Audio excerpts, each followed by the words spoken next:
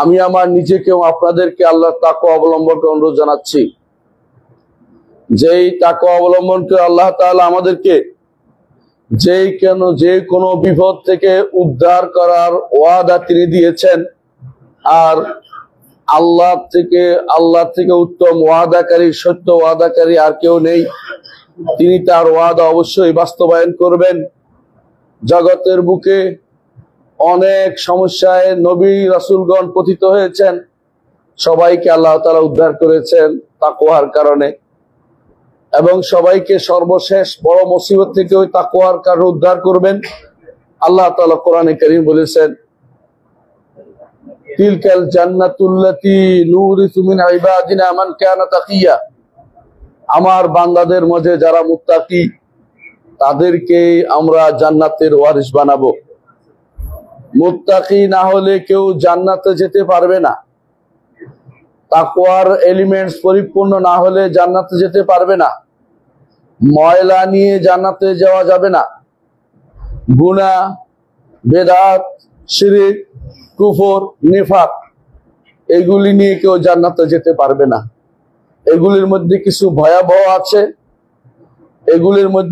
ভয়াবহ আছে, যেগুলি থাকলে কোনোদিনই কেউ জান্নাতে যেতে পারবে না।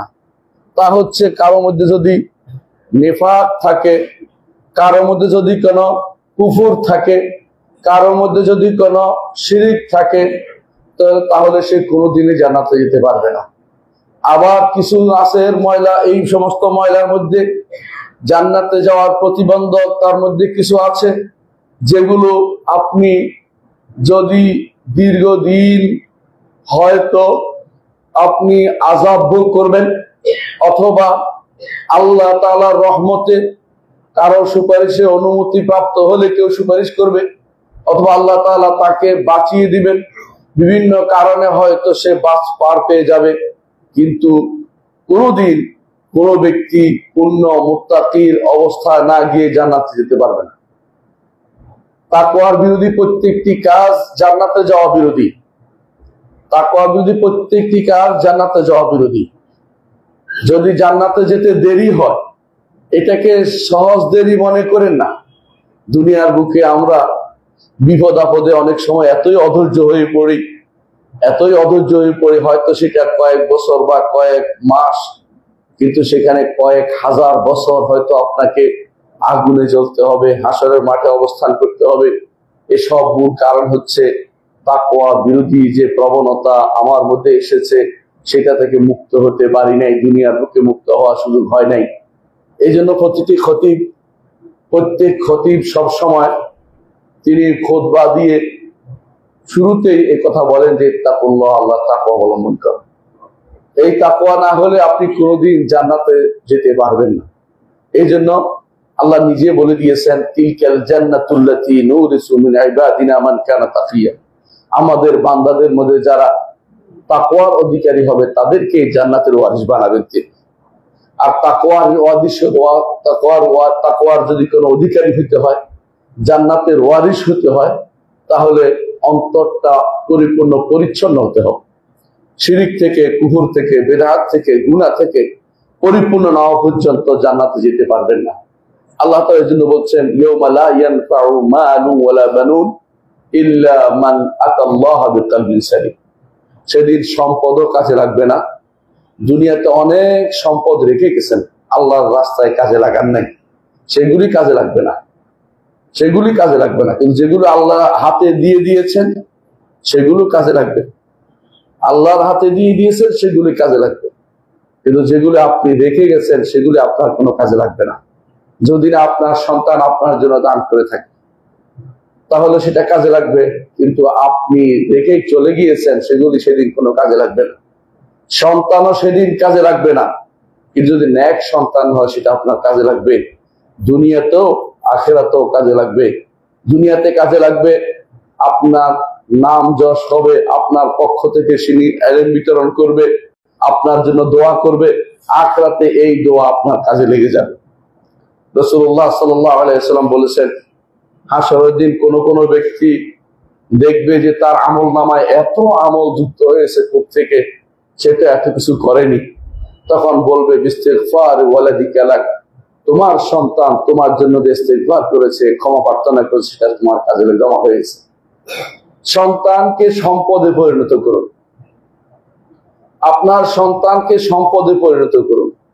সন্তানকে সম্পদ আহরণের একটা অস্ত্র বানাবেন না।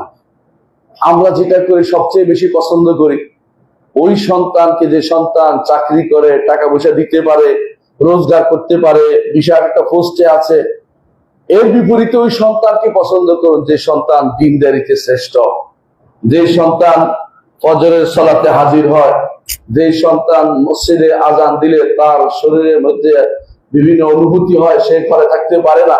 এরকম সন্তান তৈরি করা দরকার, এরকম সন্তান তৈরি করা দরকার। এই সবই তখনই সম্ভব যখন তাকওয়ার ব্যাপক বিস্তার ঘটাতে পারবেন। তাকওয়া অর্জন করতে হলে কি করতে হবে? যেহেতু আপনি জেনেছেন, এতক্ষণ আলোচনায় জেনেছেন যে তাকওয়া অর্জন না করলে আখিরাতে জান্নাতে যেতে পারবেন না। আল্লাহ বলে দিয়েছেন জান্নাতে যেতে হলে তাকওয়া থাকতে হবে। এই তাকওয়ার স্তরগুলো একটু জেনে নিই। তাকওয়ার সর্বনিম্ন স্তর সেটা হচ্ছে ঈমান, কিন্তু থাকতেই হবে। নিম্ন, কিন্তু এটা নিম্ন না, অর্থাৎ এতটুকু থাকাই লাগবে। কম বাড়তি প্যারামিটার বাড়বে, অসুবিধা নাই। যতটুকু না থাকলে না, তা হচ্ছে ঈমান থাকতে হবে। ঈমান আপনার থাকতে হবে। এই ঈমান, দ্বীন, ইসলাম এগুলি যদি না থাকে, যত বড় কাজই করুক না কেন আল্লাহর দরবারে কিছুই কবুল হবে না। আল্লাহর দরবারে কবুল করাতে হলে ঈমান আপনার জন্য থাকতে হবে, সাথে বাড়তে থাকবে যখন আপনি সাথে আমল সালেহ করবেন। ইন্নাল্লাযীনা আমানু ওয়া আমিলুস সালিহাতি কানাত লাহুম জান্নাতুল ফিরদাউসি নুজুলা। ঈমান এবং আমল সালেহ করলে আল্লাহ তাআলা বলছেন জান্নাতুল ফিরদাউস তিনি দিবেন মেহমানদারি হিসেবে। আল্লাহু আকবার। ঈমান ও আমল সালেহ থাকলে জান্নাতুল ফিরদাউস আল্লাহ আপনাকে দিবেন, ওয়াদা করেছেন। আল্লাহর চেয়ে সত্য ওয়াদাকারী আর কেউ নেই। ওয়ামান আসদাকু মিনাল্লাহি কিলা ওয়ামান আসদাকু মিনাল্লাহি হাদিসা। আল্লাহর চেয়ে সত্য কথা আর কেউ নেই। তিনি সত্য বলেছেন, তিনি বলেছেন ঈমান আমল সালেহ থাকলে জান্নাতে যেতে পারবেন। জান্নাতে যাওয়ার জন্য আজ এক একজনে এক এক ফর্মুলা দিচ্ছে। কেউ মনে করছে সারা জীবনের জন্য বাইরে গেলেই জান্নাত, কেউ মনে করছে রাস্তা আটকাইতে পারলেই জান্নাত, কেউ মনে করছে মারামারি করে লাগিয়ে দিতে পারলে জান্নাত। কিন্তু আপনাকে জান্নাতে যেতে হলে দুটি কাজের কোনো বিকল্প নেই। প্রথম কি হচ্ছে ঈমান, দ্বিতীয়ত হচ্ছে আমল সালেহ। প্রত্যেকটি মানুষের উপরে দুটি কাজ ফরজ, নিজের জন্যই ফরজ, অন্যের জন্য হলে আরো দুটা কাজ রয়েছে। সেটা হচ্ছে ওয়াতাওয়াসাউ বিল হাক্কি ওয়াতাওয়াসাউ বিস সাবর, যেটা সূরা আসরের মধ্যে আপনারা সবসময় পড়ে থাকেন। আল্লাহ তাআলা বলছেন ওয়াল আসর ইন্নাল ইনসানা লাফি খুসর। আল্লাহ তাআলা আসরের শপথ করেছেন। সেটা সময় হতে পারে, অথবা সেটা কালও হতে পারে, অথবা আসরের সালাতের সময়টা হতে পারে। এ নিয়ে আমার মতভেদের কোনো দরকার নেই। আল্লাহ তাআলা যা ইচ্ছে তা দিয়ে শপথ করতে পারে, কিন্তু মানুষ আল্লাহ ছাড়া আর কারো নামে শপথ করতে পারে না। মানুষ আল্লাহ ছাড়া কারো নামে শপথ করতে পারে না। আল্লাহ তার গুণ শুধুমাত্র তার শপথের জায়গা, এর বাইরে আর কিছু দিয়ে শপথ করতে পারে। আল্লাহ তাআলা তিনি সময়ের শপথটা এই জন্য করেছেন, কারণ মানুষের জীবনটা পুরোটাই সময়। আপনার যে সময় অতিক্রান্ত হয়ে গেছে, বৃদ্ধ বয়সে এসে তখন বুঝতে পারবেন আমার বয়সে আসলে যে বিরাট ভুল হয়ে গেছে, অনেক কিছু করতে পারতাম, করতে পারিনি। কোরআনকে আরো মুখস্থ করতে পারতাম, করতে পারিনি। সে সময় আর ফিরে পাবেন না। এই জন্য এই যে সময় পার হয়ে গেছে, এর মধ্যে আপনি কি করবেন আল্লাহ তাআলা এটা আমাকে জানিয়ে দিয়েছেন। বলছেন মানুষ ক্ষতিগ্রস্ততায় লিপ্ত থাকে। ইন্নাল ইনসানা লাফি খুসর, অর্থাৎ বেশিরভাগ মানুষই ক্ষতিগ্রস্ততার মধ্যে থাকে। লাফি খুসর অর্থ হচ্ছে এটাই যে ক্ষতিগ্রস্ততার মধ্যে জীবন অতিবাহিত করে। কেউ ঘুমিয়ে কাটিয়ে দেয়, কেউ খেলাধুলায় কাটিয়ে দেয়। আল্লাহ তাআলা এই জন্য কোরআনে কারীম সূরা হাদীদে বলছে ইন্নামাল হায়াতুদ দুনিয়া, মানুষের জীবনটা হচ্ছে এরকম লাহবুন ওয়া লাইবুন, খেলা এবং দুলা। খেলাধুলা বুঝছেন কিনা? বাচ্চারা সবসময় ভুলিয়ে রাখে একটা সময়, লাহবুন, ভুলিয়ে ভুলিয়ে খাওয়াতে হয় বাচ্চাদেরকে। সময়টা দেখেন কেমন। তারপরে একটু বড় হলে খেলাধুলায় লিপ্ত হয়ে যায় বাচ্চারা, একটু বড় হলে বাচ্চারা খেলাধুলায় লিপ্ত হয়। ইন্নামাল হায়াত লাহুবুন ওয়া লাইবুন ওয়া যিনাতুন। আর একটু বড় হলে পরিচ্ছন্ন জিনিস পড়া, ভালো কিছু কিনা, একটা হুন্ডা কিনা, ওটা দেখানোর জন্য একটা শো আপ তার মধ্যে চলে আসে, যিনাতুন। এরপর যখন বিয়ে শাদী করে বাচ্চারা, তখন কি করে? যিনাতুন ওয়া তাফাখুরুম বাইনাহুম ফিল আমওয়াল ওয়াল আওলাদ। সন্তান কি হয়েছে, সম্পদ কি হয়েছে, এই নিয়ে পরস্পর অহংকারের মত্ত হয়ে পড়ে। মানুষের পুরো জীবনটা এরকম, পুরো জীবনটা এরকম।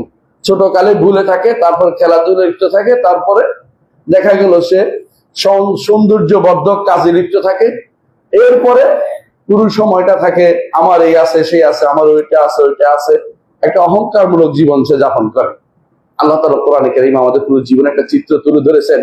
এই জীবনে যে আছে, এই অবস্থায় যে আছে, সে ব্যক্তি কখনো সফলতার মুখ দেখবে না। সে ব্যক্তি হচ্ছে লাফিয়ে ফসল, সেই ব্যক্তি অবশ্যই ক্ষতিগ্রস্ততার মধ্যে আছে। কারণ সে ছোট কাল থেকে তার রবকে শিখেনি, তার দিন কি জানেনি, তার নবীকে তার সম্পর্কে জানেন না।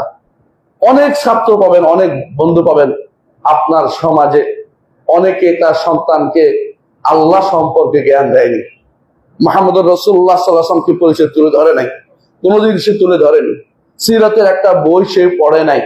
তারা অবস্থা এমনও আছে সর্বোচ্চ ডিগ্রিধারী হয়ে গেছে, কিন্তু মুহাম্মদুর রাসূলুল্লাহ সাল্লাল্লাহু আলাইহি ওয়াসাল্লামের সিরাত সে পড়ে নাই। এমনও অনেক আছে ইসলাম সম্পর্কে, ইসলাম কাকে বলে এটা তাকে আপনি শিখাতে পারবেন না। ইসলাম কাকে বলে? ইসলাম হচ্ছে এই যে মসজিদে যাওয়া, না, এটা তো মসজিদে যাওয়া ইসলাম না। অনেকের কাছে ইসলাম কত রকম আপনি চিন্তা করতে পারেন। কেউ কেউ বাগড়ম্বর করে বলে যে ইসলাম, ইসলামী শরীয়তকে আমরা মানি না। কেউ কেউ বাগড়ম্বর করে বলে ইসলামের এটা নাই, ইসলাম এটা কিভাবে হয়। ইসলামকে কেউ মৌলবাদী বলে গালি দেয়। এগুলি ইসলামের কোন, এরা তো ইসলাম শিখেই নেই। ইসলাম কি জিনিস? ইসলাম হচ্ছে আল ইস্তিসলামু লিল্লাহি বিত্তাওহীদ, তাওহীদ নিয়ে আল্লাহর কাছে আত্মসমর্পণ, ওয়াল ইনকিয়াদ লাহু বিত্তাআ, আনুগত্যের ডালা মেলে দেয়া, আদেশ নিষেধকে মেনে নেয়া। 3 নম্বর হচ্ছে শিরিক এবং মুশরিকদের থেকে নিজেকে বিমুক্ত ঘোষণা করা। এই 3টে জিনিস হচ্ছে ইসলাম। ইসলামের প্রথম কাজ হচ্ছে আল ইস্তিসলাম লিল্লাহি বিত্তাওহীদ, তাওহীদ নিয়ে আল্লাহর কাছে আত্মসমর্পণ করা। দ্বিতীয় কাজ হচ্ছে আল ইনকিয়াদ লাহু বিত্তাআ, আনুগত্যের ডালা মেলে দেয়া, আল্লাহর কাছে যে আমি আনুগত্য করব, আল্লাহ আপনার রসুলের আনুগত্য করতে আপনি বলেছেন, সে রসুলের আনুগত্য করব, এটা হচ্ছে দ্বিতীয় অংশ। আর তৃতীয় অংশ হচ্ছে শিরিক এবং মুশরিকদের থেকে আমি মুক্ত। ইব্রাহিম আলাইহিস সালাতু ওয়াস সালামের মিল্লাতকে কেন আমরা অনুসরণ করি? এই জন্য অনুসরণ করি, তিনি এই 3টিতে সেরা ছিলেন। এই 3টি তিনি চরম পরাকাষ্ঠা দেখিয়েছেন। তিনি বলেছেন ইন্নী ওয়াজ্জাহতু ওয়াজহিয়া লিল্লাযী ফাতারাস সামাওয়াতি ওয়াল আরদ, এটাই হচ্ছে ইসতিসলাম লিল্লাহি বিত্তাওহীদ। তিনি বলেছেন যে ইন্না সলাতি ওয়া নুসুকি ওয়া মাহইয়া ওয়া মামাতি লিল্লাহি রাব্বিল আলামিন লা শারীকা লাহু ওয়া যালিকা উমিরতু আনা আউয়ালুল মুসলিমিন। এই জন্য তিনি সমস্ত ইবাদত, সমস্ত সবকিছু একমাত্র আল্লাহর জন্য নিবেদন করেছেন। 3 নম্বর তিনি বলেছেন ইন্না বুরাআউ মিনকুম ওয়া মিম্মা তা'বুদুনা মিন দুনিল্লাহ, এই মুশরিকরা তোমাদের থেকে মুক্ত, তোমরা যেগুলি ইবাদত করো সেগুলি থেকেও আমরা মুক্ত। এই 3টি জিনিস যদি না থাকে আপনি মুসলিম হতে পারবেন না। মুসলিম হয়েছে কিনা আপনার সন্তান একটু খোঁজ খবর নেন। আপনি নিজের ভিতরে ইসলামের কতটুকু আছে আপনি দেখুন। আপনি রাতের বেলা যখন পড়েন, যখন আপনি বিতির পড়েন, তখন বলেন ওয়ানাখলাউ ওয়ানাতরুকু মা ইয়াফজুরুকা, যে আপনার ফাজের ফাসেক তার সাথে আমি সম্পর্ক রক্ষা করি না। মুখে বলতেছেন, আসলে কর্মকাণ্ডে কিন্তু মুনাফিকি করছেন। সকালবেলা সেই আপনার বন্ধু হয় অমুক তমুক, যারা ঈমান হারা মানুষের সাথে আপনার বন্ধুত্ব হয়। আপনি কি আসলে ঈমানের সাথে আছেন? আপনি কি মুনাফিকি করছেন না? আপনার আচরণ তো মুনাফিকি আচরণ। ঈমানদার যদি হতে হয়, আপনি ক্ষতিগ্রস্ত মুক্ত হতে হলে ঈমানদার হতে হবে। ঈমানদার হওয়ার আগে মুসলিম হতে হয়। মুসলিম হচ্ছে সর্বনিম্ন স্তর ঈমানদারের, যা না হইলে ঈমানের পথে ঢুকতে পারে না, যা না হলে ঈমানের পথে ঢুকতে পারে না। নামমাত্র ঈমান যার আছে সে মুসলিম, পরিপূর্ণ ঈমান যার আছে সে মুমিন। ইমান আছে, ইসলাম আছে, ইমান আছে, তারপরে নফল কাজ করে আরো বেশি কিছু অর্জন করেছে, অন্তরটাকে আল্লাহর প্রতি পূর্ণ ধাবিত করতে পেরেছে, সেই ব্যক্তি হচ্ছে মুহসিন। এই তিনটি স্তর দ্বীনের রয়েছে, এই তিনটি স্তর আপনাকে শিখতে হবে। এই তিনটি স্তর হচ্ছে ইল্লাল্লাযীনা আমানু, ওই ব্যক্তি ক্ষতিগ্রস্ত থেকে মুক্ত। সবাই ক্ষতিগ্রস্ত নয়, যারা ঈমান এনেছে তারা ক্ষতিগ্রস্ত থেকে মুক্ত। এই ঈমান আনার জন্য তিনটি স্তরের কোন স্তরে আপনি আছেন আপনি জানতে হবে। তিনটি স্তর তো আছে, কেউ মুসলিম, কেউ মুমিন, কেউ মুহসিন। মুসলিম, মুমিন, মুহসিন, আপনি কোন স্তরে আছেন আপনি নিজেকে একটু জিজ্ঞাসা করুন। যদি সর্বনিম্ন স্তর ইসলামের জায়গা, যেটা আমি একটু আগে ব্যাখ্যা করেছি, তিনটা জিনিস না থাকে আপনি এখন মুসলিম হতে পারেন না, যদিও আপনি মসজিদে আসেন, যদিও আপনি চলাফেরা করেন, আলামত আছে আপনার ইসলামের, কিন্তু পরিপূর্ণ ইসলাম আমরা অর্জন করতে পারেন না।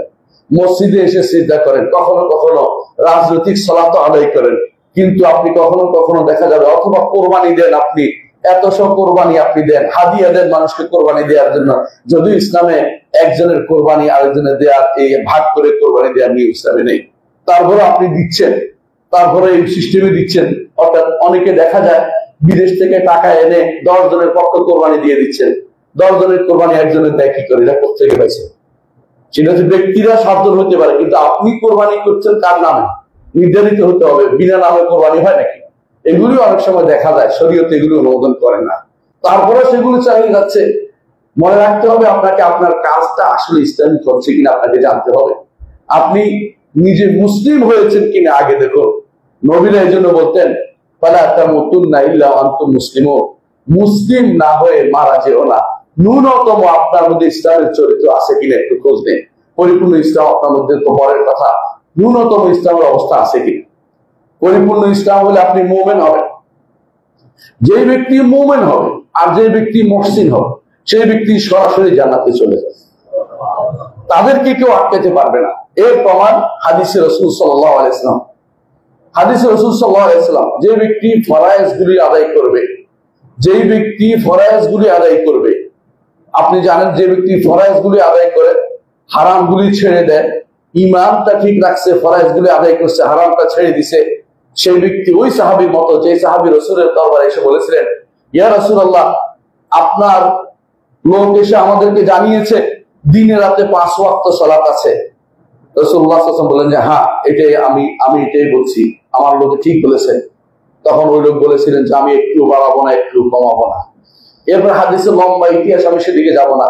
সবশেষে ফরজগুলি সে পালন করে বলেছে, তাতেই রাসূল বলেছেন যে আফলাহা ইন সাদাকা, লোকটি যদি সত্য করে দেখায় জান্নাতে যাবে।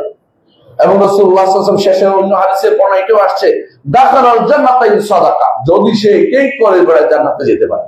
তাহলে আপনি ঈমানটা যদি কোনো ঈমানের স্তর যদি আপনার হয়ে যায় জান্নাতে যেতে পারবেন। তারপর যদি মুহসিনের স্তর উপরে উঠে যান, লা ইয়াজালু আবদি ইয়াতাকাররাবু ইলাইহি বিন-নওয়াফিল, আমার বান্দার উপর যা আমি ফরজ করে দিয়েছি তাছাড়া কোনো কিছু দিয়ে আমার নৈকট্য অর্জন করতে সে পারবে না।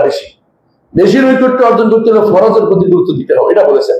তারপর বলেছেন এরপরে বান্দা যখন নফল সালাত আদায় করতে থাকে, নফল কাজ করতে থাকে, নফল ইবাদত করতে থাকে, তখন বান্দা আরো নিকটবর্তী হয়ে যায়। তখন তার চিন্তা চেতনা, আমার চিন্তা চেতনা, আল্লাহ যেটা চিন্তা, আল্লাহ যেটা আমার জন্য পছন্দ করেন সেটা তার পছন্দ হয়ে যায়।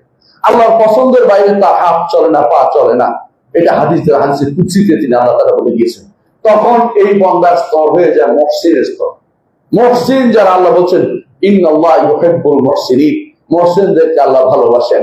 এই মুহসিনরা সবার আগে জান্নাতে যাবে। আস-সাবিকুন আস-সাবিকুন উলাইকাল মুকাররাবুন, তারা হবে অগ্রণী যারা আছে তারা মুকাররাব, আল্লাহর বান্দা, আল্লাহর নৈকট্যপ্রাপ্ত বান্দা, তারা সবার আগে উপরের জান্নাতের স্তরে থাকে। তাহলে সবার আগের স্তর হচ্ছে মুহসিনদের, এরা হচ্ছে মুকাররাবিনদের, আসহাবুল ইয়ামিনদের আসে। আসহাবুল ইয়ামিনরা হচ্ছে নিচের দিকে যারা মুমিন স্তরে, এরাও জান্নাতে যাবে। মুসলিম যারা শুধুমাত্র নাম মাত্র মুসলিম, ফরজ আদায় করেছে, মাঝে মধ্যে ছুটে গেছে, কিন্তু ঈমানের কোনো ঘাটতি হয় নাই। ঈমানের ঘাটতি বুঝেন কিনা? আল্লাহ সম্পর্কে ঈমানটা বিশুদ্ধ ছিল, ফেরেশতা সম্পর্কে ঈমানটা বিশুদ্ধ ছিল, তাকদীর সম্পর্কে ঈমানটা বিশুদ্ধ ছিল, আখিরাতের প্রতিটি বিষয় ঈমান শুদ্ধ ছিল, তারপরে তার আল্লাহ রাসূলুর উপর ঈমানের বিষয়টা শুদ্ধ ছিল। কিতাবের উপর ইমানের বিষয়টা শুদ্ধ ছিল, এগুলিতে কোনো সমস্যা হয়নি। সালাতের ব্যাপারে হয়তো তার কোনোদিন ছুটে গেছে, কোনোদিন আবার কাজা করেছে, হারামের ব্যাপারে কোনোদিন উল্টাপাল্টা চলেছে। এই লোকগুলি মুসলিম পর্যায়ে, ইমান ঠিক থাকার পরে যদি কোনো ফরজে ত্রুটি হয়ে যায়, হারামে কোনোদিন ঢুকে যায়, এরা হচ্ছে মুসলিম পর্যায়ের লোক। এরা কিন্তু সরাসরি জান্নাতে যাবে এমন কথা বলা হয়। এরা আটকে পড়বে, হাসরের মাঠে হিসাব দিতে দিতে অবস্থা খারাপ হয়ে যাবে। তারপর যখন পৌঁছেরা পার হবে, কেউ কাটা পড়বে, কেউ নিচে পড়ে যাবে, কেউ বা হাত পা কাটবে, কেউ একেবারে ছিন্ন ভিন্ন হয়ে কোন রকমের টেনে টুনে জান্নাতের দিকে যাবে, কেউ পড়ে থাকবে, আসতে পারবে না। রসুলের সুপারিশ তখন হবে। রসুল বলতে থাকবেন, সে রাতের পারে দাঁড়িয়ে তিনি বলতে থাকবেন, আল্লাহুম্মা সাল্লিম সাল্লিম, আল্লাহ আমার উম্মতের জন্য সালাম দিন, আমার উম্মতকে নিরাপদ করে দিন। সেই সময় রসুলের সুপারিশ থাকবে। সেই সময় রসুল যখন চলে যাবে, আর কিছু পড়ে গেছে, রসুল সুপারিশ করতে সরাসরি চলে যাবেন, আল্লাহর দরবারে সিজদা করবেন, আল্লাহ অনুমতি দেবেন, আবার সিজদা করবেন, আবার সিজদা করবেন, আবার অনুমতি দেবেন, আবার সুপারিশ করবেন। রাসূলুল্লাহ সাল্লাল্লাহু আলাইহি ওয়াসাল্লাম সেদিন আপনার জন্য সুপারিশ করবেন। এক মানুষ, যে মানুষ আপনার জন্য কেঁদেছে, যে মানুষ আপনার সবচেয়ে আপনজন, এই মানুষের চেয়ে আপনজন আর কেউ হতে পারে না। আপনজন যদি থাকে, শ্রেষ্ঠ আপনজন তিনি হচ্ছেন মুহাম্মদুর রাসূলুল্লাহ সাল্লাল্লাহু আলাইহি ওয়াসাল্লাম। এই মানুষটি আপনাকে রেখে তিনি একা জান্নাতে থেকে যাবেন না। ততক্ষণ পর্যন্ত আপনি না যাচ্ছেন, তিনি বারবার আসবেন। কিন্তু শর্ত একটাই, আপনার মধ্যে ঈমানটা থাকতে হবে, ঈমানের সামান্যতম অংশ থাকতে হবে। পরিপূর্ণ মুমিন হইতে পারেন নাই। ইসলামের যে তিনটা জিনিস বলেছে এগুলি আছে, এই তিনটা জিনিস আছে, কিন্তু ছুটে গেছে মাঝে মধ্যে কিছু ইবাদতে উল্টাপাল্টা হয়ে গেছে। গুনাহ কে না করে? কুল্লু বনি আদম খাত্তা ওয়া খায়রুল খাত্তাইনা তাওয়াবুন। বনি আদম প্রত্যেকেই ভুল করে, উত্তম ভুলকারী হচ্ছে যে তওবা করে। নিরাশ হওয়ার কোনো সুযোগ নেই। যে ব্যক্তি নিরাশ হবে সেই ব্যক্তি শয়তানের ধোঁকায় পড়ে গেছে। অনেক ছেলে আমার কাছে এসে বলে, আমি তো এই গুনাহ করেছি, আমাকে গুনাহ বলতেছিল। তোমার গুনার ফিরিস্তি আমি শুনতে চাই না। তোমার এবং তোমার রবের মাঝে রেখে যাও। যে গুনাহ তুমি প্রকাশ করো না, প্রকাশ করতে যেও না। তুমি তোমার রবের কাছে সবকিছু বলো। আর ওয়া ইন্নাহু লা ইয়াগফিরুদ যুনুবা ইল্লা আনতা, এই আল্লাহ আপনি ছাড়া গুনাহ কেউ ক্ষমা করবে না। এই কথা তুমি ভালো করে জানো, বলো, প্রতিদিনই বলো। এটা শুধু অন্তর দিয়ে আল্লাহর কাছে বলো। আল্লাহ তাআলা ওয়াদা করেছেন, ইয়া ইবাদিয়াল্লাযিনা আসরাফু আলা আনফুসিহিম লা তাকনাতু মির রাহমাতিল্লাহ, হে আমার বান্দারা যারা নিজের নফসের উপরে ইসরাফ করেছো, গুনাহ করেছো, বাড়াবাড়ি করেছো, নফসের উপরে জুলুম করেছো, লা তাকনাতু মির রাহমাতিল্লাহ, আল্লাহর রহমত থেকে আসো। আপনি তো কাউকে হত্যা করেননি, হয়তো গুনাহ করেছেন, কোনো অন্যায় কাজ করে বসেছেন, নারীর দিকে তাকিয়েছেন, কোনো খারাপ চিত্রের দিকে তাকিয়েছেন, এগুলো যত কিছুই করেন না কেন, আল্লাহর কাছে কায়মানবিককে তওবা করে আল্লাহ সব ক্ষমা করে দিবেন। আল্লাহ সব ক্ষমা করে দিবেন। ইন্নাল্লাহা ইয়াগফিরুয যুনুবা জামিআ, কোনটাই রাখবেন না, সব তিনি ক্ষমা করে দিবেন। কিন্তু শর্ত হচ্ছে তওবাটা ধরে রাখতে হবে। তওবা করছি বললে হবে না। আপনি আর দ্বিতীয়বার ওই কাজের দিকে যাওয়ার চিন্তা করবেন না। তারপরে যদি আবার গুনাহ হয়ে যায়, এর অর্থ এই নয় যে আপনার তওবা কবুল হয় নাই, হয়েছে, শয়তান আপনাকে আবার ধোঁকা দিয়েছে, আবার তওবা করবেন, সমস্যা কি? যখন বনি আদমকে সৃষ্টি করা হয়েছিল, শয়তান চ্যালেঞ্জ দিয়েছিল যে আমি লা আহতানিকান্না যুররিয়াতাহু ইল্লা কালিলা, এদেরকে আমি সবগুলিকে আমি পথভ্রষ্ট করে ছাড়বো। আল্লাহ তাআলা বলছিলেন, আমি তাদেরকে ক্ষমা করবো যতদিন তারা আমার কাছে ক্ষমা চায়। আল্লাহ তাআলা আপনার জন্য হাত বিছিয়ে রেখেছেন, যেন রাতে যারা গুনাহ করেছে তাদেরকে ক্ষমা করার জন্য দিনের বেলা তিনি হাত প্রসারিত করে রাখেন। আমার বান্দারা আসো, তোমাকে ক্ষমা করবো, আমি ক্ষমা চাইতে জানি না। আবার যারা দিনের বেলা গুনাহ করেছে, রাতে তিনি হাত প্রসারিত করে রাখেন। হাদিস এটা, যে যাতে আল্লাহ তাআলা আপনাকে ক্ষমা করেন। কিন্তু আমরা তো ক্ষমা চাচ্ছি না। এত ক্ষমা চাওয়ার পরেও যারা ক্ষমা নিতে পারেনি, মরে গেছে, হাসরের মাঠে আল্লাহ তাআলার দয়া কিন্তু আপনার জন্য হবে। তিনি বলেছেন, আফানাজআলুল মুসলিমিনা কাল মুজরিমিন মা লাকুম কাইফা তাহকুমুন, একটা মুসলিমকে মুজরিমের জায়গায় আমি রাখবো না। মুসলিমের জায়গা অবশ্যই এক সময় সে বের হবে, কিন্তু শর্ত হচ্ছে মুসলিম থাকতে হবে, আমৃত্যু মুসলিম থাকতে হবে। আমৃত্যু মুসলিম থাকতে হলে প্রথম কাজটি হচ্ছে আল ইসতিসলাম লিল্লাহি বিত তাওহীদ, তাওহীদের জায়গাতে কোনো ছিট যেন না ধরে, তাওহীদের জায়গাতে কোনো আচর যেন না লাগে, তাওহীদের জায়গায় কোনো ক্ষতি যেন না হয়, ওই জায়গাতে নিরাপদ থাকে, এটা খেয়াল রাখতে হবে আমাদেরকে। 1 নম্বর। 2 নম্বর, আল্লাহর আনুগত্য করব এই ওয়াদা করেন, আনুগত্য করব না সেটা বলেন না। আল্লাহর বিধানকে কোনোভাবেই অবজ্ঞা করা যাবে না, শরীয়তকে মেনে নিতে হবে, আল্লাহর শরীয়তকে প্রবর্তনের চিন্তা করতে হবে। আল্লাহর শরীয়ত নিজের ঘর থেকে শুরু করে রাষ্ট্র পর্যন্ত সব জায়গায় আল্লাহর শরীয়তকে মেনে চলতে হবে। 3 নম্বর হচ্ছে আমি ঈমানদার, আলাদা, আমি আলাদাই চিন্তা করতে হবে। ঈমান এনেছি, সবার সাথে মিলেমিশে ঐক্য করি, ওটা ইসলামের মধ্যে নাই, ওটা ইসলামের মধ্যে নাই। আর যারা এই জাতীয় চিন্তা চেতনা নিয়ে বসে আছেন, তারা ইসলামের মধ্যে তারা কাজ করছেন না, ইসলাম মুসলিম হতে পারেন নাই। আমরা কোনো ব্যক্তিকে কাফের বলছি না, কিন্তু সামষ্টিকভাবে যারা এই কাজ করবেন তারা কাফের, ঈমানদার হতে পারেন না। ঈমানদারের কাজ হচ্ছে অবশ্যই কি হতে হবে, বেরি হতে হবে, ওয়ালা এবং বারা, অবশ্যই তাকে মুক্ত থাকতে হবে কুফরি থেকে এবং কাফেরদের থেকে মুক্ত। আমি তার সাথে কোনো সম্পর্ক রাখতে পারি না। আমাদের সমাজে প্রচলিত আছে প্রথমে কোরআন, তারপরে গীতা, তারপরে ত্রিপিটক, তারপরে অমুকটা পাঠ। ইসলামে যে ব্যক্তিটা অনুমোদন দিবে সে কাফের হয়ে যাবে। ইসলাম কখনো এটার সাথে একসাথে হতে পারে না। আল্লাহ তাআলা কোরআনে কারীম বলে দিয়েছেন, ওয়ালা তালবিসুল হাক্কা বিল বাতিল। আল্লাহ তাআলা বলেন বাতিল এবং হককে মিশে ফেলিও না। ইমাম কাতাদা রাহিমাহুল্লাহ বলেন, যে তাবরী রাহমাতুল্লাহ তার তাফসীরে উল্লেখ করেছেন, ইমাম কাতাদা বলেন অর্থ হচ্ছে আয় লা তালবিসুল আদিয়ানা বিল ইসলাম, ইসলামের সাথে অন্য কোনো দিনকে একসাথে করতে পারবে না। এই জন্য একসাথে উল্লেখ করা, আমরা যারা দিন মানি, বাইতে ইব্রাহিমী অনেকে বানাইছে, যে ইব্রাহিমের দিন বলে একটা 3টে ঘর বানাইছে, এক পাশে মুসলমানদের মুসলিমদের মসজিদ, আরেক পাশে খ্রিস্টানদের, আরেক পাশে ইহুদিটা। এইটা যারা বানাইছে তারা মুসলিম থাকতে পারে না, ইসলাম থেকে বেরিয়ে গেছে। এটা মুসলিম করতে পারে না। মুসলিম তার দ্বীনকে নিয়ে এতেজার, দ্বীনকে নিয়ে যে সম্মানের পথে সে থাকবে।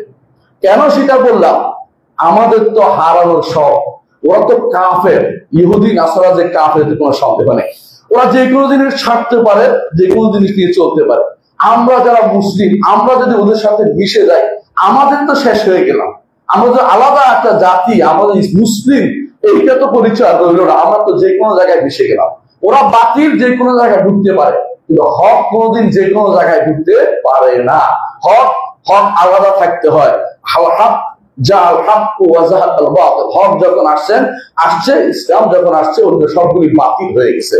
এইটা ঈমানদার যদি কোনো বিশ্বাস না করে, সে ব্যক্তি মুমিন থাকতে পারবে না। যদি মনে করে ইহুদি নাসারা হকের উপর আছে, সামান্যতম হক মনে করলেও সে ঈমানদার হবে না।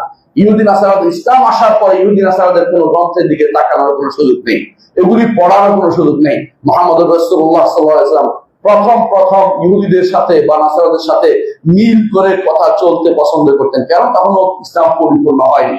যেদিন ইসলাম পরিপূর্ণ হয়েছে, আল্লাহ তাআলা আয়াত নাযিল করলেন, আল-ইয়াওমা আকমালতু লাকুম দীনাকুম ওয়া আতমামতু আলাইকুম নি'মাতি ওয়া রাদিতু লাকুম ইসলামা দীনা। আজকের দিনে ইসলামকে তোমাদের জন্য পূর্ণ করে দিলাম। সেদিন থেকে আর কোন দ্বীনের দিকে তাকানোর কোনো সুযোগ আমাদের নাই।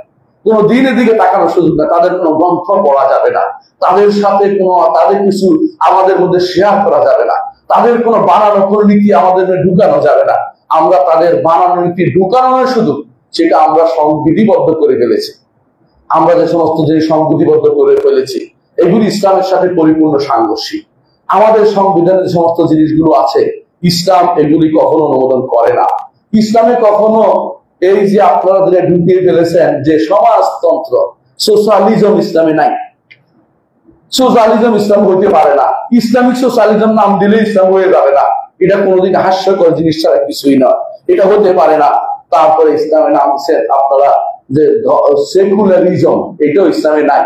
এটা ইসলাম যে ব্যক্তি বলবে এটা তো কাছাকাছি ব্যক্তি ইসলাম বুঝে নাই, সে ব্যক্তি ইমানদার থাকতে পারবে না। ইসলামের ন্যাশনালিজমের কোনো চিত্র নেই, ন্যাশনালিজম ইসলামে নাই। ইসলামে তথাকথিত ডেমোক্রেসি, এটারও কোনো ইসলামের অনুমতি নাই। এগুলি সবই হচ্ছে ইসলাম বিরোধী কাজ। আমরা যারা এগুলির স্বপ্ন নিয়ে বিমূঢ় হয়ে বসে আছি, আল্লাহর কাছে তওবা করে ফিরে আসুন।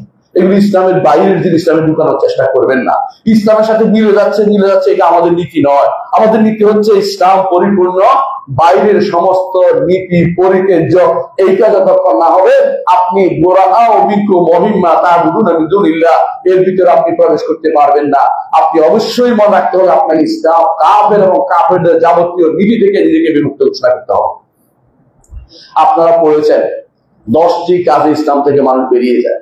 এর মধ্যে একটি হচ্ছে যে কেউ মনে করবে মুহাম্মদ রাসূলুল্লাহ সাল্লাল্লাহু আলাইহি ওয়াসাল্লাম নীতির বাইরে অন্য কারো নীতি, এমনকি যদি খিজির আলাইহিস সালামের কথা হয় তাও নেওয়া যাবে না।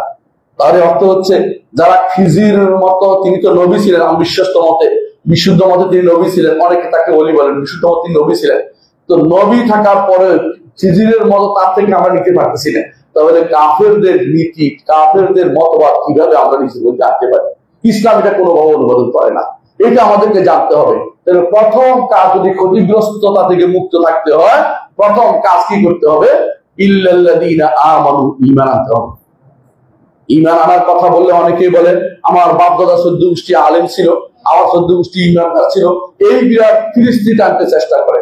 কিন্তু মনে রাখবেন, ঈমান শুধুমাত্র বাপ দাদা দেখিয়ে চলে না, ঈমান আপনাকে নিতে হবে।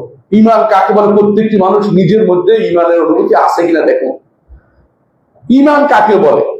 ঈমান হচ্ছে স্বীকার করে নেয়া। 5টি জিনিসের স্বীকৃতি দিবেন।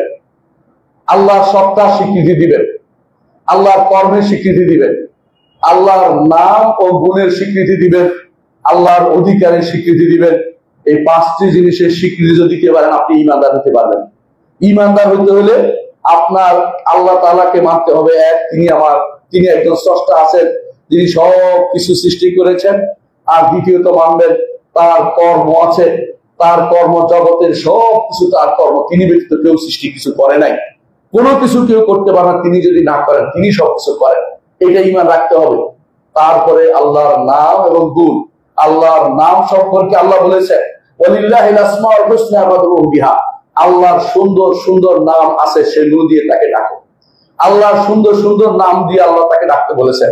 অনেকে বলে কি নাম ধরে ডাকবো তোমার, সে খুঁজে পায় না, আল্লাহর নামগুলি কোথায় গেল? আল্লাহর নাম ধরে, আল্লাহর নামের ওসিলা দিয়ে তাকে ডাকুন।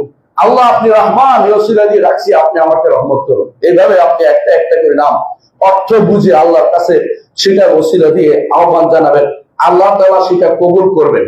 মুহাম্মদ রাসূলুল্লাহ সাল্লাল্লাহু আলাইহি ওয়াসাল্লাম যখনই বিপদে পড়তেন তখন তিনি আল্লাহর নাম এবং গুণ দিয়ে দোয়া করতেন, আল্লাহর নাম এবং গুণ দিয়ে দোয়া করতেন। দেখুন একটি হাদিস বলি, আপনারা হাদিসটা সবসময় জানেন, আপনারা আমল করে বিশ্বাস করি। এই সমাজে এই হাদিসটা আমল বেশি হয় আলহামদুলিল্লাহ।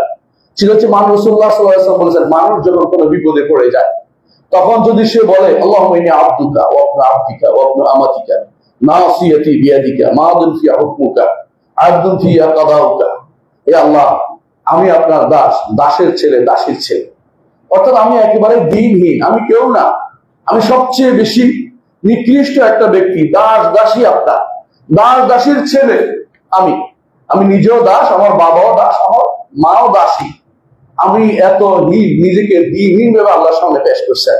তারপর বলছেন নাসিয়াতি বিয়াদিকা, আমার যাবতীয় নাসিয়া কপালের এই জায়গা আপনার হাতে, আপনি যেভাবে ইচ্ছে সেভাবে নিয়ন্ত্রণ করেন, কারণ এখানে মানুষের ব্রেন থাকে, সেটা নিয়ন্ত্রণ করে। মাদিন ফিয়া হুকমুকা, আপনি যা অর্ডার করেন সেটাই আমার হয়, আমি নিজে কিছু করতে পারবো না, যা চাইলেই আমি নিজেকে পরিবর্তন করে ফেলতে পারবো না, আপনার কাছে আমি শুধু নিজেকে সমর্পণ করছি। আসআলুকা বিকুল্লি ইসমিন হুয়া লাকা, আপনার কাছে আমি চাচ্ছি আপনার প্রত্যেকটি নামের ওসিলা দিয়ে। রাসূলুল্লাহ সাল্লাল্লাহু আলাইহি ওয়াসাল্লাম আল্লাহর নামের ওসিলা দিয়ে চাচ্ছে, এবং কি নাম? যেগুলি আপনি কোনো বান্দাকে শিখিয়ে, বিকুল্লি ইসমিন হুয়া লাকা সাম্মাইতা বিনাফসাকা, যেগুলি নিজেকে নামকরণ করেছেন। আও আনজালতাহু ফি কিতাবিকা, অথবা আপনার কিতাবে নাযিল করেছেন। আও আল্লামতাহু আহাদান মিন খালকিকা, অথবা আপনার কোন সৃষ্টির কাউকে আপনি তা শিক্ষা দিয়েছেন। আও ইস্তাতারতা বিফি ইলমিল গায়বি ইনদাকা, অথবা গায়বের ভান্ডারে রেখে দিয়েছেন, কাউকে জানাননি। আল্লাহর কিছু নাম তোলে গায়বের ভান্ডারে রেখে দিয়েছে, কাউকে জানান নাই। আল্লাহর নামের এই জন্য নির্ধারণ করা যে 99টাই শুধু, এই কথা বলা যাবে না, বলতে হবে আল্লাহর অনেক নাম আছে যেগুলি আমরা জানি না, আল্লাহ যেগুলি জানিয়েছে যেগুলি তাকে ডাকতে হবে। আল্লাহর গুণগুলি দিয়ে রাসূলুল্লাহ সাল্লাল্লাহু আলাইহি ওয়াসাল্লাম আল্লাহর কাছে আশ্রয় চাইতেন। আউযু বিইজ্জাতিল্লাহি ওয়া কুদরাতিহি মিন শাররি মা আজিদু ওয়া হাদার, যখন তিনি কোনো ব্যথা পাইতেন সেখানে হাত দিয়ে তিনি বলতেন আমি আল্লাহর ইজ্জত এবং কুদরতের আশ্রয় নিচ্ছি। যে আল্লাহ তাআলা ইজ্জত কুদরত, আল্লাহর গুণ দিয়ে ইয়া হাইয়্যু ইয়া কাইয়্যুম বিরাহমাতিকা আস্তাগীস, এভাবে নাম ধরে আল্লাহ তাআলা আল্লাহর কাছে উদ্ধার কামনা করতেন। এভাবে রাসূলুল্লাহ সাল্লাল্লাহু আলাইহি ওয়াসাল্লাম শিখিয়েছেন আমাদেরকে কিভাবে আল্লাহর কাছে উদ্ধার কামনা করতে হবে। আল্লাহর নাম গুণগুলি আমরা শিখার প্রয়োজনীয়তা অনুভব করছি না। অর্থাৎ আল্লাহকে চিনতে হলে নাম গুণ দিয়ে চিনতে হবে, চিনার আর কোনো উপায় নেই। এই মাধ্যম ছাড়া চেনার কোনো উপায় নেই, তার নাম গুণের মাধ্যমে তাকে চিনতে হবে। কারণ তাকে দেখিনি, তার মতো কাউকে দেখিনি, তার মতো কেউ নাই, কিন্তু তিনি তো আছেন, তাকে তো দেখিনি, তাকে একসময় দেখবো, যেখানে দেখার পরে সবচেয়ে বেশি আনন্দ আমরা অনুভব করবো। তাহলে বোঝা গেল যে আমাকে আল্লাহর নাম ও গুণও জানতে হবে যদি ইমানদার হতে হয়। যদি ইমান যদি আপনার থাকে, নাম গুণ জানতে হবে, আল্লাহর নাম এবং গুণ সবগুলি স্বীকৃতি দিতে হবে, কোনটাকে বাদ দেওয়া যাবে না। আর সর্বশেষে এক ইবাদত, হক যেটা, এগুলো ইবাদত, এটা একমাত্র আল্লাহর জন্যই করতে হবে, আর কারোর জন্য ইবাদত করা যাবে না। এই পাঁচটি জিনিস যদি আপনি নিজ জীবনে সবসময় রাখতে পারেন, আপনি ইমানদার, ন্যূনতম ইমানদার হতে পেরেছেন। ন্যূনতম ইমানদার অর্থাৎ কোন রকম জান্নাতে যাওয়ার জন্য একটা পথ আপনার আছে, কিন্তু এরপরে যদি গুনাহগার হয়ে যান, ফরজ যদি ঠিক মতো আদায় না করেন, সেটা কোনটা? ইল্লাযীনা আমানু ওয়া আমিলুস সালিহাত। আমলে সালেহতে যদি আপনার ডিস্টার্ব হয়, তাহলে কিন্তু আপনার আবার আটকে গেলেন। আমলে সালেহ পরিপূর্ণ আছে, আপনি কিন্তু জান্নাত যেতে পারবেন। ঈমান আছে, আমলে সালেহ আছে, জান্নাত যেতে পারবেন, আল্লাহর ওয়াদা সত্য। কিন্তু ঈমান আছে, আমলে সালেহতে ডিস্টার্ব হয়েছে, এখন আপনার জন্য বিপদ হয়ে গেছে। কখনো কখনো আমলে সালেহ করতে যাইয়া যদি কোনো শিরিক করে ফেলেন, তো ঈমানও বরবাদ হয়ে গেছে। আমলে সালেহ করতে গিয়ে শিরিক কেমনে করে? সেটা সে দেখানোর রিয়া করছে, অথবা কবরের কাছে জয় করে ফেলেছে, আমলে সালেহ তো আর নাই, আমলে তালে হয়ে গেছে, এখন বরবাদ আমল হয়ে গেছে। যে আমল করলে আপনার ঈমানও নষ্ট হয়ে যায়, সে আমল তো করা যাবে না, যে আমল করে বোঝা যায় যে আপনি ঈমান থেকে দূরে সরে গেছেন, সে আমল করা যাবে না। আপনাদের এখানে অনেকেই আছে, আশেপাশে খুব কম, আলহামদুলিল্লাহ, ওই অঞ্চল থেকে, দক্ষিণাঞ্চল থেকে এখানে খুব কমই খারাপ জিনিস আছে। ওই অঞ্চলে যে সমস্ত শিরকের যে সমস্ত কবরগুলি আছে, সেখানে কবরকে প্রশ্রয় দিয়ে আপনি যদি ঈমানের দাবি করেন, তাহলে আপনি কিন্তু ঈমানদার হতে পারলেন না। দুর্ভাগ্যবশত যারাই আজ ইসলামের কথা বলে, তারা কেউ পর্যন্ত বলে নাই, আমরা দেখি নাই যে আমি ক্ষমতায় গেলে কবরগুলিকে, শিরকের আখড়াগুলিকে ভেঙে দেব। এই কথা কাউকে বলতে আমরা শুনি না। কেন? তারা ভালো করে জানে এটা বললে ভোটের সংখ্যা কমে যায়। তারা বলে এটা বললে তাদের যে সমস্ত এরা আশেপাশে ঘুরঘুর করে, তারা অনেকেই সরে পড়বে, বলবে এই তো বাড়াবাড়ি করতেছে, এ তো ওয়াহাবিজম নিয়ে আসতেছে, এরা তো অমুক তমুক, একজনের মাথালি বলবে, একজন ওইটা বলবে। কারণ তাদের কাছে মূল ইসলামটা তাদের কাছে গ্রহণযোগ্য হতে চায় না, তারা ইসলামিক ফ্লেভার দিতে চায়, কোন ফ্লেভার দিয়ে পার হতে চায় একটা গোষ্ঠী আছে। অথচ প্রথম কাজ হচ্ছে ঈমানটাকে টিকিয়ে রাখার জন্য শিরকের আখড়াগুলি অবশ্যই উৎখাত করতে হবে। মুহাম্মদ রাসূলুল্লাহ সাল্লাল্লাহু আলাইহি ওয়াসাল্লাম মক্কায় যখন ক্ষমতা লাভ করলেন, কি করলেন প্রথম? আপনাদের কি মনে আছে? কাবার ভিতরে ঢুকে প্রত্যেকটি মূর্তিকে বের করেছে, ভেঙে ফেলেছেন, লাঠি দিয়ে আঘাত করে করে বলেছেন, জাল হাক্কু ওয়া যাহাকাল বাতিল ইন্নাল বাতিলা কানা যাহুকা। হক এসেছে, বাতিল চলে যাবে, বাতিল যাবারই। কাবার ভিতরে মূর্তি যদি রাসূল ভাঙতে পারেন, আপনি ক্ষমতায় গেলে কি ভাঙবেন একটু বলেন না? আপনি ইসলামিক হয়েছেন, আপনার দায়িত্ব রয়েছে, আমাদের দায়িত্ব সেটা নয়, আমাদের বলা পর্যন্ত দায়িত্ব। আপনার দায়িত্ব, যিনি ক্ষমতায় যাবেন তার দায়িত্ব, প্রথম কর্তব্য হচ্ছে ইসলামী রাষ্ট্রের প্রথম কর্তব্য হচ্ছে শিরিক মুক্ত ব্যবস্থাপনা তৈরি করা। শিরিকের কোন নীতি ঠিকা থাকতে পারবে না। কবরগুলিকে ভেঙে ফেলার নীতি মুহাম্মদ রাসূলুল্লাহ সাল্লাল্লাহু আলাইহি ওয়াসাল্লাম দিয়েছেন। সহিহ মুসলিমে আসছে হাদিসটি, আলী রাদিয়াল্লাহু আনহুকে রাসূলুল্লাহ সাল্লাল্লাহু আলাইহি ওয়াসাল্লাম পাঠিয়েছেন যে আলী, যে তুমি যত উঁচু কবর দেখবে সবগুলিকে ভেঙে ফেলবে, যত বড় বড় মূর্তি দেখবে, মূর্তি বুঝেন কিনা, যেগুলো আপনাদের এখন বিশাল বিশাল নাম, ভাস্কর্য নাম দিয়েছেন, এগুলিকে ভেঙে ফেলার দায়িত্ব রাষ্ট্রপ্রধান। এই মূর্তিগুলো থাকতে পারে না, এই কবরগুলি থাকতে পারে না। আপনি তো ঠিকই খুব খুশি হবেন, মুসলিম রাষ্ট্র, ইসলামের রাষ্ট্র বলেন, কতটুকু ইসলামের ভিতরে আমরা আছি এখনো চিন্তা করে দেখুন, কতটুকু আমরা ইসলামকে প্রতিপালন করে যাচ্ছি। এই মূর্তিগুলো ভাঙার জন্য রাসূলুল্লাহ সাল্লাল্লাহু আলাইহি ওয়াসাল্লাম তার আপন লোক জামাইকে দায়িত্ব দিয়ে পাঠিয়েছেন। তিনি যখন আলী রাদিয়াল্লাহু আনহু আবার যখন ক্ষমতায় আসলেন, তখন তিনি আবুল হাইয়াজ আল আসাদিকে পাঠিয়েছেন, তার পুলিশ প্রধানকে পাঠিয়েছেন যে আলী আবুল হাইয়াজ তোমাকে কি আমি পাঠাবো না ওই কাজে যে কাজে আমাকে মুহাম্মদ রাসূলুল্লাহ সাল্লাল্লাহু আলাইহি ওয়াসাল্লাম পাঠিয়েছেন। সেটা কি? যত উঁচু কবর দেখবে সবগুলি মাটির সমান করে দিবে, এবং যতগুলি ভাস্কর্য জাতীয় জিনিস দেখবে, ছবি দেখবে, এগুলিকে মিটিয়ে দিবে, এগুলি কোনো সম্মানের জায়গা রাখবে না। আজ রাস্তার কোণে কোণে জায়গায় জায়গায় যে সমস্ত ভাস্কর্য নির্মাণ করা হয়েছে, এগুলি ইসলামের সাথে সম্পূর্ণ সাংঘর্ষিক। এগুলির কথা আপনারা কেন বলেন না খুতবাতে? এগুলির কথা মানুষকে কেন স্মরণ করিয়ে দেন না? এগুলির কথা শাসক বিন্দু কেন মনে করে দেন না? তিনি যদি ইসলামিক হয়ে থাকে এগুলিকে অবশ্যই তিনি রাখতে পারেন না। এই জন্য ইসলামকে যদি বাস্তবায়ন করতে হয়, যদি আমল করতে হয় ইসলামের উপরে, আগে শিরকের জায়গাটুকু বন্ধ করে দিতে হবে। শিরকের জায়গাটুকুতে আমল করা যায় না, শিরকের ভিতরে আমল করা যায় না বলেই মুহাম্মদ রাসূলুল্লাহ সাল্লাল্লাহু আলাইহি ওয়াসাল্লাম তিনি এত কষ্ট করে নিজে উঠতে পারছেন না, আলীকে বলছেন আলী উঠো, আমি হাত দিলাম, তুমি হাতের উপর দাঁড়ায় উঠে ভাঙো। এটা ভাঙতে হবে। প্রথম কাবা ঘরকে পরিচ্ছন্ন করেছেন। এর বাইরে যেটা ছিল সেখানে প্রত্যেকের কাছে লোক, প্রত্যেক জায়গায় মূর্তি ছিল, একজন একজন করে পাঠিয়েছেন। মক্কা বিজয়ের ইতিহাসটা দেখুন, ইতিহাস পড়লে বুঝতে পারবেন মুহাম্মদ রাসূলুল্লাহ সাল্লাল্লাহু আলাইহি ওয়াসাল্লাম প্রথম মক্কাতে কাজটি করেছেন, যেখানে যেখানে মূর্তি ছিল সবগুলি ভাঙার ব্যবস্থা করেছেন। ওজ্জাকে ভেঙেছেন, লাতকে ভেঙেছেন, মারাতকে ভেঙেছেন।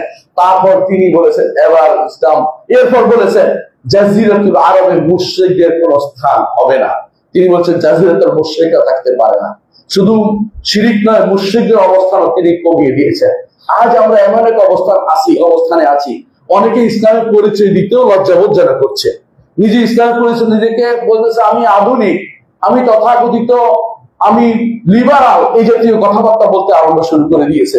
এই যে ইসলাম নিয়ে নিজেকে আত্মস্নাগায় ভুগতেছে, সে আত্মমর্যাদায় ভুগছে না। ইসলাম নিয়ে আত্মমর্যাদায় ভুগতে হবে, ইসলাম নিয়ে আত্মমর্যাদা থাকতে হবে। আমি মুসলিম এই কথা বলতে হবে সাহস করে। আপনি কখনো নিজেকে মুসলিম সাহস করে বলার মতো যোগ্যতা অর্জন করতে পারেননি। সব কাজে কথায় কথা অন্যদের সাথে তাল দিয়ে চলেন, কথায় কথা বলেন আমরা গেলে এটা ছাড় দিব, আমরা এটা ছাড় দিব, আমরা এটা করে দেব, এই জাতীয় কথা বলে আগে থেকে তো আপনি হেরে বসে আছেন। আপনি ইসলাম কিভাবে আল্লাহর দুনিয়াতে প্রতিষ্ঠা করবেন আমি জানি না। আমি দোয়া করি আপনি করুন, কিন্তু কতটুকু করবেন আমরা দেখে থাকলাম। শেখুল আলবানী রাহমাতুল্লাহ বলেছিলেন 100 বছরে কিছু করতে পারোনি, আরো 50 বছর দিচ্ছি, দেখি কিছু করে দেখাতে পারো কিনা। ইসলামকে যদি নিয়ে প্রতিষ্ঠিত করতে চান, যদি একামতের দ্বীন প্রতিষ্ঠা করতে চান, দ্বীনের প্রথম স্তর হচ্ছে ইসলাম আপনার মধ্যে থাকতে হবে। আর ইসলামের প্রথম স্তর হচ্ছে 3টি জিনিস আমি বলছি, এগুলি থাকতে হবে।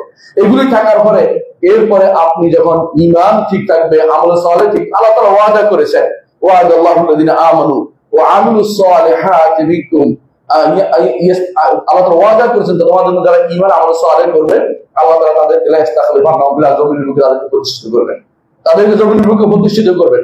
ঈমান আমল সালেহ না থেকে আপনি আপনি জমিনের বুকে প্রতিষ্ঠিত হবেন না, জান্নাতেও যেতে পারবেন না।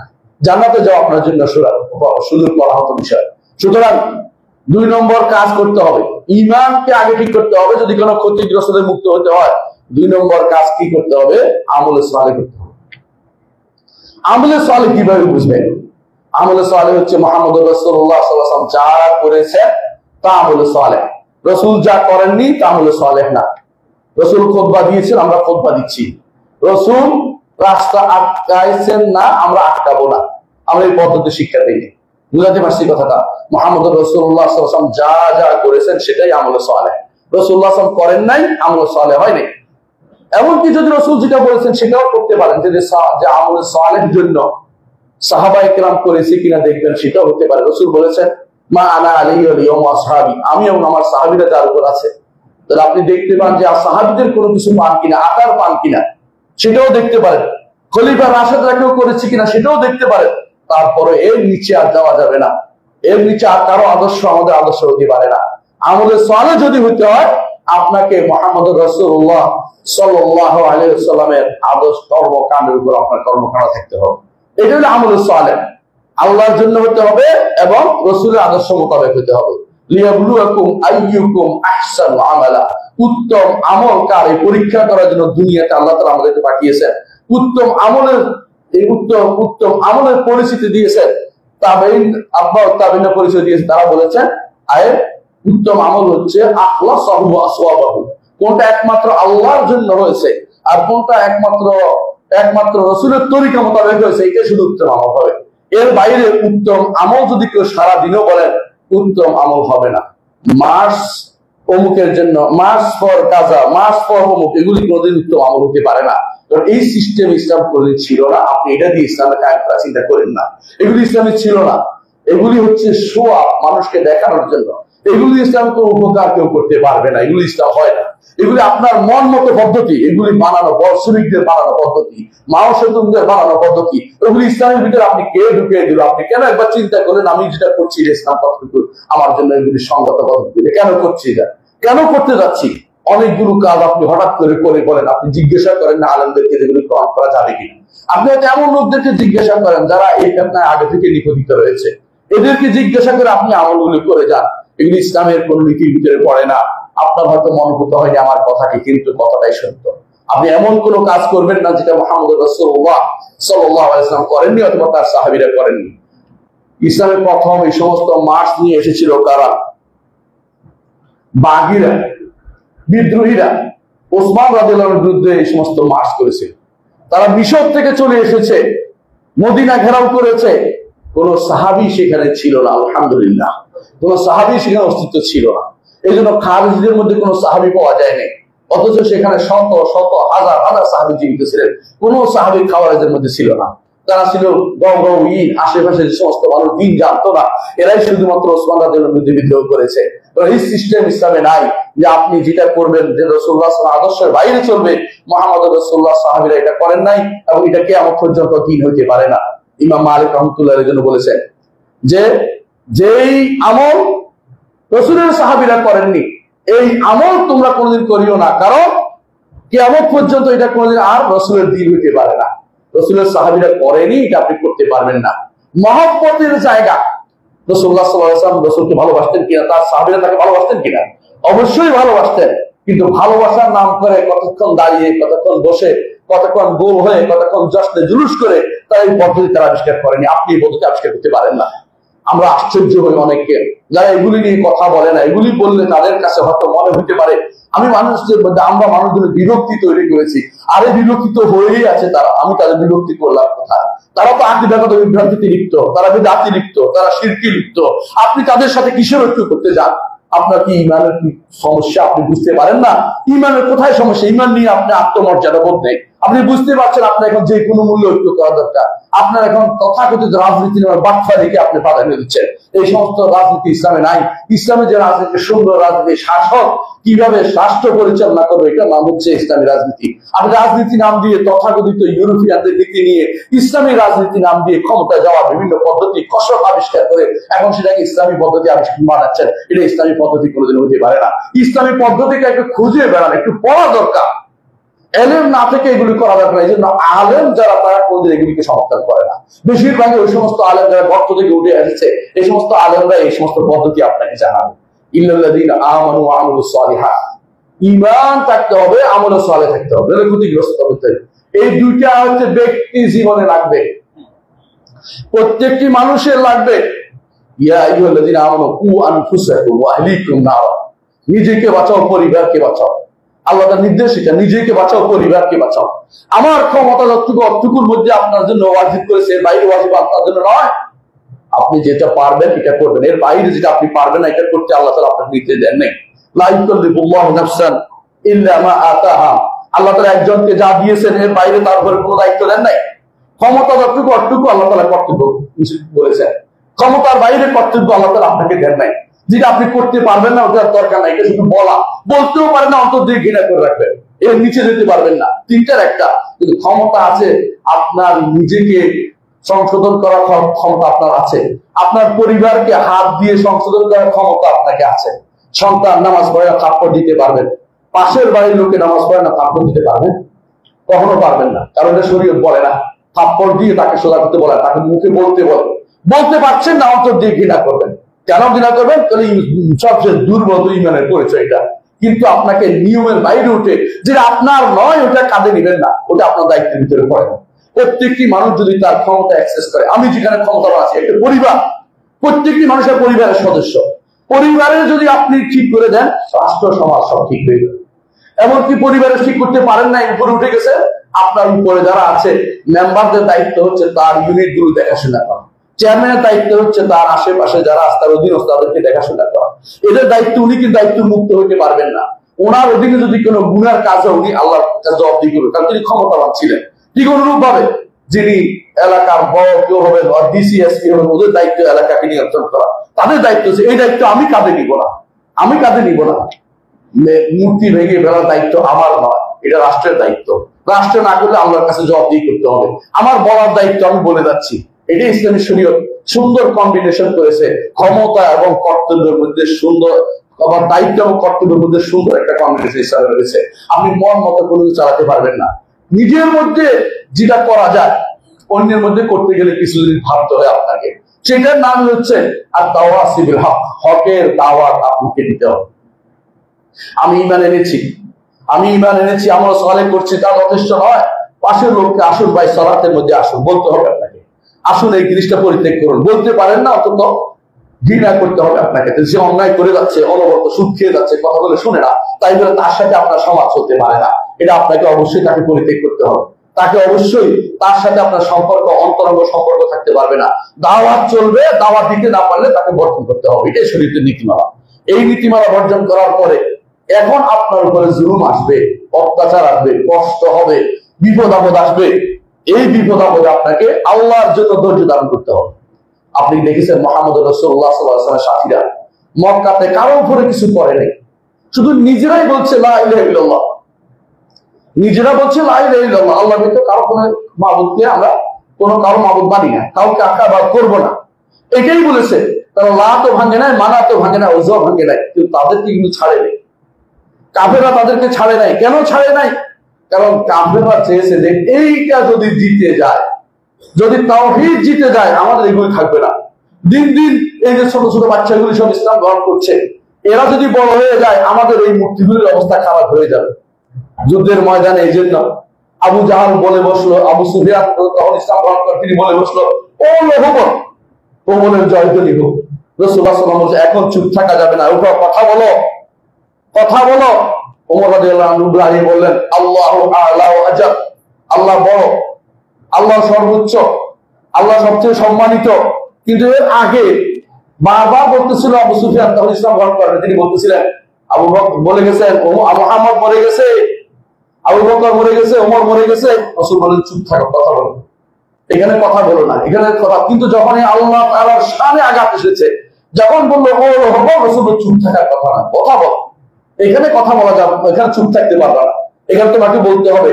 তখন তিনি দাঁড়িয়ে বললেন, আল্লাহু আ'লা ওয়া আজাল, আল্লাহু আ'লা ওয়া আজাল, আল্লাহ সবচেয়ে উপরে এবং আল্লাহ সবচেয়ে সম্মানিত। ও ভোগ হইতে পারে না, ভোগের জয়ধ্বনি হইতে পারে না, আল্লাহর জয়ধ্বনি করে আমরা তাকবীর দেই। আর কারো তাকবীর, আর কারো আল্লাহু আকবার, তিনি সেটা বলেছেন। এর অর্থ হচ্ছে আপনাকে আমলে সালেহ করার সাথে সাথে ঈমান আমলে সালেহের সাথে দাওয়াত দিতে হবে। দাওয়াতের পথে যখন বাধা আসবে, একেবারে পর্বত সম দাঁড়িয়ে থাকতে, আমি তাওহীদের উপর টিকে থাকবো, যত কিছু হোক এই আমল ছেড়ে যেতে পারবো না, কোনো কিছুর জন্য তাওহীদ ছেড়ে যেতে পারবো না, কোনো কিছুর জন্য ইসলামের সামান্যতম অংশ পরিত্যাগ করতে পারবো না। আমি ব্যক্তি জীবনে ইসলাম কায়েম করে ইসলামের কথা বলে যাব, এই দায়িত্ব আপনাদের আমাদের সবাই থাকতে হবে। নইলে সফল কাম হতে হলে, সফল কাম হতে পারবে না। সফল কাম হতে হলে চারটা জিনিস লাগবে,